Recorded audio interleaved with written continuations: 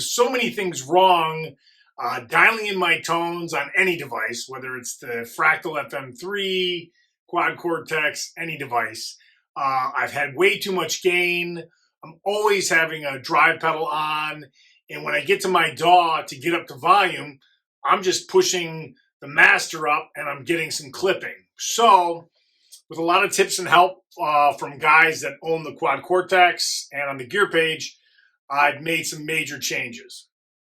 So some of the things I'm doing different is I'm just starting with an amp block and a cab block, and I'm dialing that in with less gain and trying to get a cleaner, clearer signal. I'm recording at about negative 14 decibels on my DAW to give some headroom. And I'm really trying to dial that in before adding any EQ, just to get the amp sounding as best as possible. Then I will listen to it in the DAW up to volume, and then I will start adding some EQ in the preset itself after the cab block. And I'm doing some cuts and some boosts and trying to low pass some of the low end out of the frequency and just get a cleaner, clearer, deliberate guitar sound.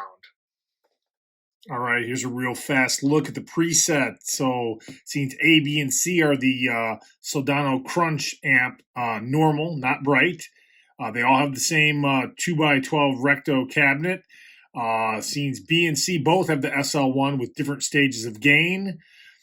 E, F, and G are the SLO lead 100 amp, same cab, no difference in the cab settings or mic settings. And again, different stages, F and G, for the SL1 capture pedal that's going on in front of that. So let's look really quick. You can see there's not a lot. It's just amp, cab, amp, single cab, and EQ. The amp setting for everything is that's the Solo 100 Crunch normal. There's the cabinet and the settings for the cabinet. And here's where we get into some of the EQ stuff. I've got that low pass filter pretty high at 125 hertz. And you can see some other things going on there. If I switch, you can see now we've added, this is scene B. You can see this capture being added. And like I said, look how low the gain is, negative 4.8. And if I go to the scene C, you can see that it moves up to negative 1.9. Let's go over to the high gain stuff. Here's the amp setting. Look how low that gain is for the Solo 100 lead, 1.4, and then 2.4 on the master. Again, same cabinet, no changes. EQ might be a little bit different. This is a 110 high pass filter. And let's see what else is going on. So on this, I've got negative 5.8 on the Exotic SL1 for scene F. It really does tighten that up, and it does sound good to me. And then my high gain is negative 4.8. So it just gives you a little example of what's going on inside this preset model and scenes.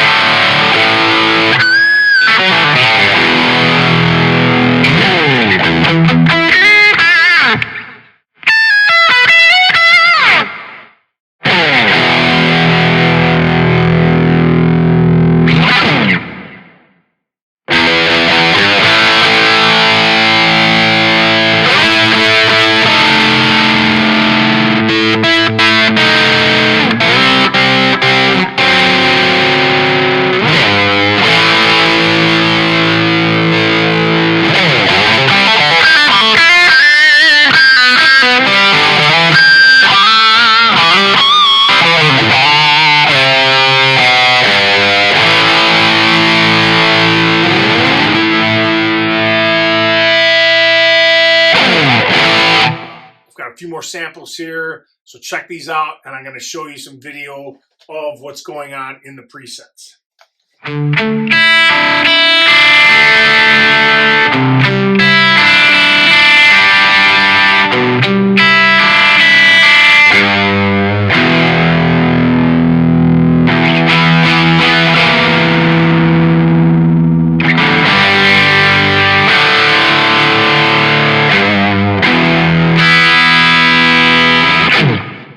Now check this out. I'm going to add a drive pedal, and I've got this exotic SL1 capture way low, negative 4.8 on the gain, and check this out.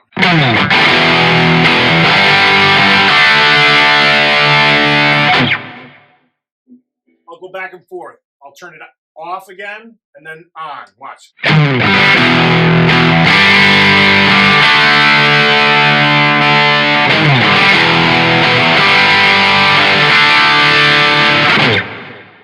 Now I've got a third scene set up where I've really ramped up the gain on this SL1. Still negative 1.9, but a lot more gain. So check this out.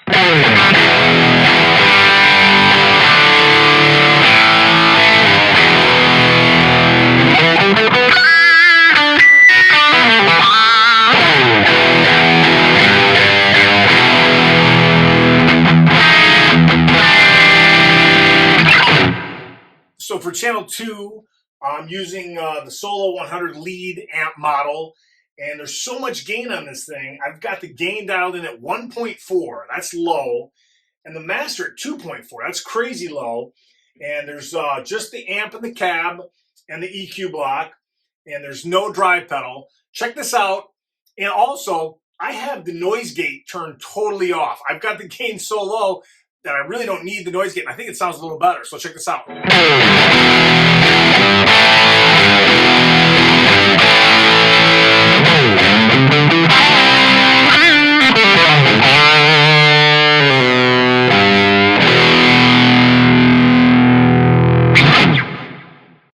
Here's just a little SL1 added.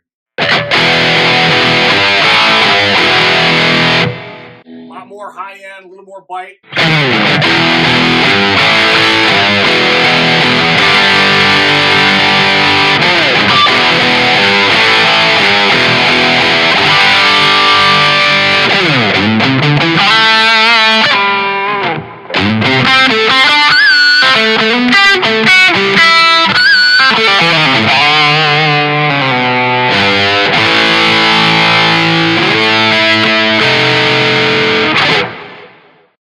Now, here is a ton of gain.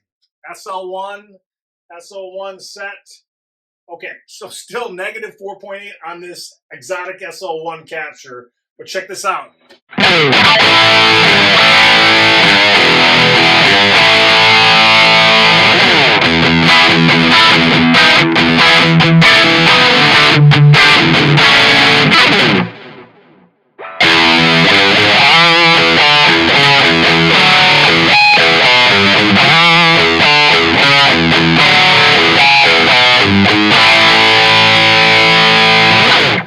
I'm learning a lot, and I'm going to try some different cabs, different amps I wouldn't try. Try to get away from the Soldanos and the Friedmans and even the EVH amps, and branch out and do the same process and hopefully get some better tones overall. I hope this is helpful in some way. This is not my information. I got this from guys on the gear page in the amp modeling section, and they've been really helpful, and it's a good place to check out if you're getting into amp modeling. Take care. Peace.